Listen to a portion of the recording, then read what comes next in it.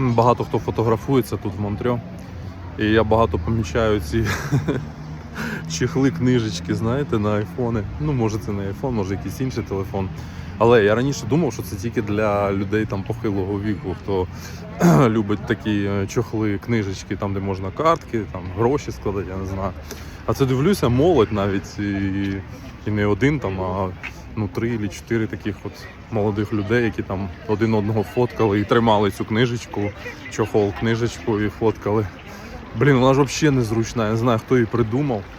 Просто їй незручно користуватися, взагалі ніяк. У мене колись була, грішив.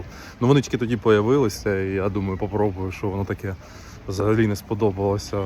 Краще звичайний чохол і скло наклеїти і все. Не знаю, ви як відноситесь до цих чохлів, книжечок? Вам подобається чи ні? Чи це зразу віє якимось старперством?